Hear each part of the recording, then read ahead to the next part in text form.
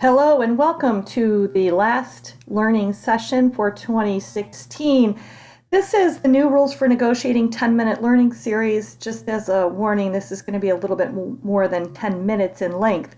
These are a short but comprehensive series of contract negotiation webinars specifically designed for people who negotiate complex customer-supplier agreements. You should have in front of you downloaded in a PDF Chapter 4 from my new Rules for Negotiating for Contract Professionals manual. If you don't have a copy of that and you would like a copy of it, please go back to the download page to get your copy. All right, so what kind of behaviors are you driving at? So we know that service level agreements drive behaviors and behaviors drive performance. So in this learning session, I'm going to outline why companies typically use SLAs. For some of you, this is going to be a good refresher. For others, it might be new to your organization. I will also talk about the 3 most common reasons that SLAs fail to drive the performance that the customers want. And I want you to really pay attention to those 3 reasons. There's many more, but these are the 3 that are the most actionable from a procurement and a supplier's perspective. I want you to also think about negotiating better service level agreements. So I'm going to be talking about 3 best practices for negotiating better service level agreements. Those 3 best practices are really aimed at sourcing and procurement. I'd really like to see sourcing and procurement up your game with respect to negotiating scorecards, SLAs, choosing metrics that really benefit the entire company.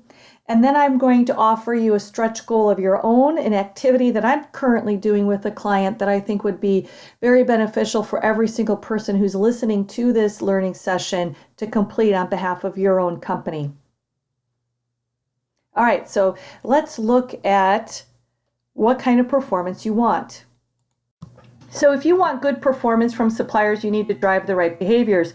I know right now that suppliers are nodding their heads and they're saying sometimes we get service level agreements we don't understand. We get service level agreements we're not in control over, and we want to perform. I truly believe this. I say this on a daily basis when I'm working with both customers and suppliers. Suppliers show up wanting to perform. But if you drive behaviors by how you establish your SLAs that don't look like performance to the customer's eye, then the misconnect or the disconnect is between the service level agreement and the behavior, and that's the customer's responsibility to understand what performance it needs and how to drive that performance from the supplier, because what you measure will in fact get done. I'm Jeanette Neiden. I'm the author and co-author of 3 books, including Getting to We, the Vested Outsourcing Manual, and Negotiation Rules. I provide technical, customized contract negotiation training and coaching. I usually work with sales and procurement, and usually at the same company. And as a result, I have a really good understanding of how suppliers show up wanting to perform in the ways in which they don't, and how customers can sometimes get sidetracked in driving the right kind of performance from suppliers. So let's start breaking it all down. I want to lay a few concepts out early so that when we start talking about them, we're all talking about the same things. Detailed statements of work or technical specifications describe the services, deliverables, or products that the supplier is going to provide. Service level agreements use metrics to establish the service level that the supplier commits to perform with respect to that statement of work or technical specification.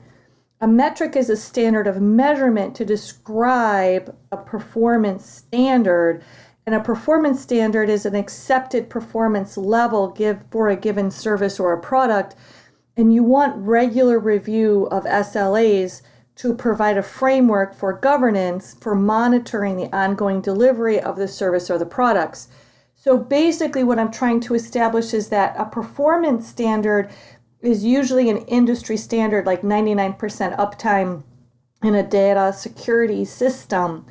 But you might have different kinds of performance standards. So in an industry with a lot of turnover, a 75% retention rate for customers in a particular industry might be the performance standard. Now, for your environment, you might need a retention rate of 80 or 85%, or you might only need 60%.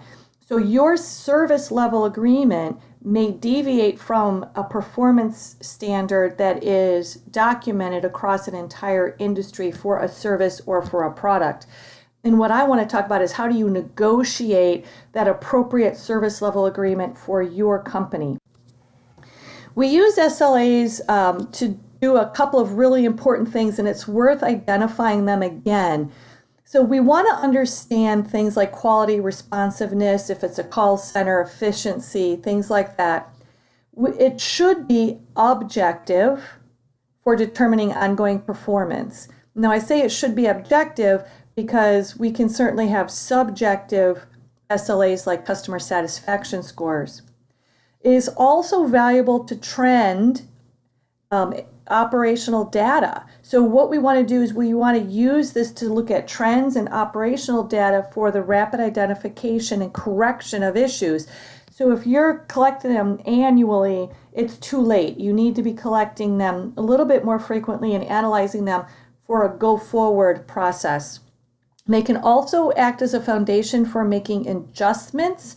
So if you don't need a service level of 85%, then you can adjust it down and readjust a service level agreement somewhere else. And this is particularly important in call centers where you want to get the time to respond, but also you want to meet the customer's expectations for a technical resolution. So you might want to adjust these over time or for different times of the year. And it can be a very powerful means for extracting greater mutual business value if they're used, again, proactively, rather than for assessing liquidated damages, but actually for establishing how you will operate in a business environment, for example, that might be changing. So there are 3 reasons why SLAs fail to deliver. And there's probably more than 3 reasons now that I think about it, but there's 3 that I'm going to talk about right here today because these are the ones that we can address really quickly. Companies set the wrong metric, so they use the wrong unit of measurement. They use what they have in place already, but it's not needed for this relationship. I see this all the time when I'm called in to renegotiate SLAs. Why are you using this metric? Well, that's what sourcing put in place. Well, but it may not be right for this relationship.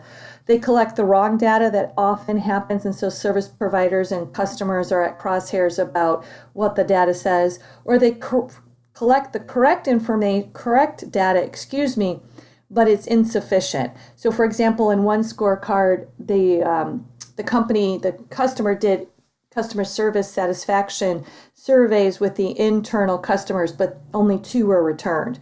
Well, that's the correct data. There were the correct questions, but 2 people returning it was not sufficient to determine whether the supplier met performance or not. We use the metric for the wrong purpose, meaning it doesn't really lead to a business objective. We measure a task or a process that is completely outside of the provider's control. Every once in a blue moon, I still see these where the supplier really doesn't have any control over it, and it's a legacy metric. We do not want legacy metrics that are outside of the supplier's control. And there's an insufficient definition describing the service level agreement. That is huge. That's probably one of the largest contributor factors for choosing the wrong metric. We don't understand what that service level agreement is. It's not defined in a way that the supplier and the customer can agree. So another reason why SLAs fail to deliver is that companies set the wrong target. So I'm going to use a call center setting. The target might be 20 calls per representative hour, and that might be a performance standard that you research in the industry. 20, anywhere between 18 and 22 might be the performance standard. Well, but when I go in and I start talking about why you're choosing this number, is it efficiency? Is it thoroughness of call? Is it the quality of the help provided? So unfortunately, in some industries, 20 calls per hour for highly technical problems having to do with your Comcast service, for example, Qualcomm, whatever the industry might be in your neck of the woods, that may not be enough to troubleshoot a problem, or it might be 3 minutes too many. So we have to start looking at while there's a performance standard for the industry, why are you setting the target? How is it reaching your customer objectives? Because when I start looking at the 20 calls, for example, and I say, well, who set the standard? If it's not the business unit and they've got customer retention or upselling as a huge part of what they want to accomplish from a call center, then 20 calls per hour may be the wrong target. Because we have to look at what I call the other side of the coin. What is the downside of this target? You're pushing a lot of people through to other technical representatives. That's wonderful. But if you're wanting to upsell, who upsells? The initial person on the phone or the technical representative? And then what's that technical representative's call time? So all these things have to be looked at collectively. And too often I see in sourcing and in procurement in particular, a lack of coordination between a performance standard that's an industry standard and the business objectives from multiple stakeholders. And this is something that I really would like to see procurement step forward and take responsibility for, setting better targets based on internal business objectives. So let's look at the third reason that SLAs failed to deliver. Misuse penalties and unaligned incentives. So I see this quite frequently. I see an overemphasis in service level agreements on reducing cost. So what does that actually mean? What does it look like? And again, what's the other side of the coin for reducing cost? Is the customer going to actually take some process away? Are they expecting greater innovation, greater continuous improvement? Then I'd rather see a SLA with an incentive that goes along with continuous improvement or innovation in addition to a cost service level agreement. There's also tends to be an emphasis on liquidated damages to recover for small deviations in trends over a short period of time. So trending something monthly might be super important to get a particular activity up to a certain standard, but does it fail to look at business fluctuations that are legitimate and should be factored into the SLA? Because if you drive your supplier very hard to meet a reduced call time, what other business objectives might be sacrificed in getting to a quicker call resolution in a service center? The other, sometimes that I see, the other issue is incentives that reward behavior that does not help business objectives. So again, this is where procurement plays an incredible part, coordinating everything. So if you want to drive for cost measures, greater call efficiency time from 4 minutes to 3 minutes, you also have to make sure that it doesn't interfere with marketing's objectives for the call center. It doesn't increase the salesperson's quota because you're losing customers, and it doesn't impact any other part of service delivery. And that's the part that I really want to call on procurement to understand before you go into negotiations with your supplier on SLAs. So here, let's look at 3 best practices. You need to start from the business objectives. I know that this is starting to sound like a broken record, but when I start to probe with my clients, and I've just negotiated a couple scorecards in the last year, 2016, these business objectives are often not focused on all of the stakeholders for that particular service. So there's usually one stakeholder in sourcing, but we often have other stakeholders who need to be part of the setting up of service level agreements. Business practice 2, try to establish the performance standard before you talk with the supplier.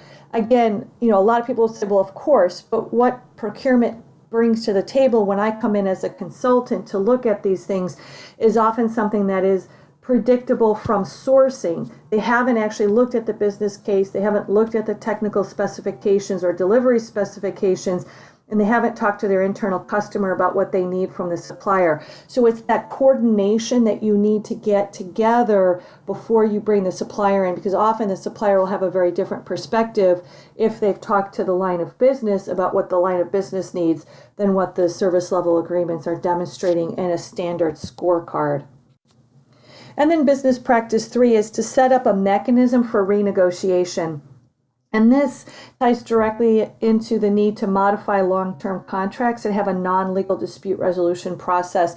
These are things I do not often see being used, meaning there might be a contract modification process, a change order process, but the dispute resolution clause almost automatically moves from negotiation into some sort of a litigation or arbitration stance.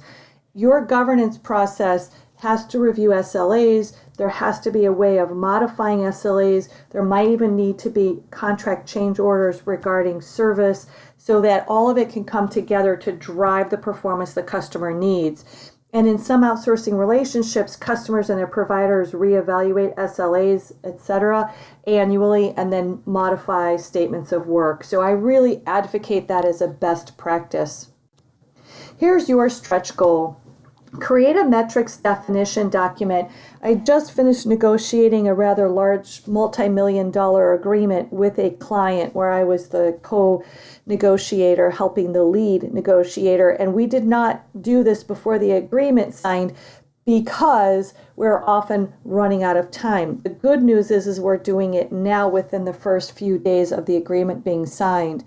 What is the metric? So what is the intent of this particular metric, meaning the unit of measurement? How is the metric going to be measured? Who is collecting the data? How is it being collected? Some of it's coming from the supplier, some of it's coming from my client. And then how is the metric going to be interpreted? These are all very important things that we're putting together as we go forward with respect to the scorecard. Our goal is to ensure that all the parties capture, analyze, and act upon the metric in the same way so that it meets the service level agreement. So this is something that's very critical. My concern is that my co-lead is a very qualified negotiator. She has a very bright future. She may not be managing this relationship for very much longer. We know what our intentions were when we negotiated the scorecard. It is not, though, documented in any kind of additional document or spreadsheet, so it's going to leave somebody else a little bit in the dark if we don't do this work. So this is your stretch goal from me to you. Thank you very much, and I'll see you next year, January 2017, for a whole new series of 10-minute learning sessions.